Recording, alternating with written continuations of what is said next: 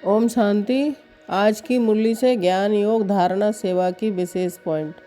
ये पुरुषोत्तम संगम योग है। पुरानी दुनिया बदल अब नई बन रही है। तुम्हें अब पुरुषार्थ कर उत्तम देव पद पाना है। सेकंड, तुम समझते हो भारत में ही नई दुनिया होती है, फिर पुरानी खल्लास हो जाएगी। कुछ तो रहती है ना, पल्ले तो होती नहीं है। इस संगम पर आदि सनातन देवी देवता धर्म की स्थापना हो रही है।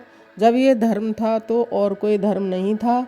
ये जो महाभारत लड़ाई है उनकी भी ड्रामा में नूद है। 4, देवताओं में भी उत्तम पद है ही इन लक्ष्मी नारायण का। ये भी है तो मनुष्य, इसमें देवी गुण है, इसलिए देवी देवता कहा जाता है। 5, तुम्हारा देलवाड़ा मंदिर पूरा यादगार है, दिल लेने वाले का परिवार है ना। महावीर महावीरनी और उनकी औलाद, ये पूरा तीर्थ है। काशी में भी ऊंची जगह है। योग, कोई भी देहधारियों को मत याद करो। तुम अपने को आत्मा समझ मामे कम याद करो तो विक्रम विनाश हो जाएंगे। अपने को आत्मा समझ बाप को याद करो तो तुम बैठे बैठे मीठे मीठे बच्चे पद्मा पदम भागशाली हैं। 3, बाप कहते हैं मामे कम याद करो। मैं ऊंचते ऊंच पतित पावन हूँ, मुझे याद करने से तुम्हारे विक्रम विनाश होंगे।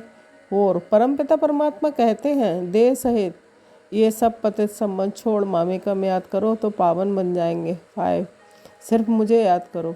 84 के चक्र का ज्ञान बुद्धि में है, तो जो धारणा करेगा वही चक्रवर्ती राजा बनेगा। धारणा 1 पॉइंट, घर घर में जाकर बाप का पैगाम देना है। सेकंड पॉइंट, सर्विस करने का प्रण करो, सर्विस के लिए कोई बहाना भी मत दो।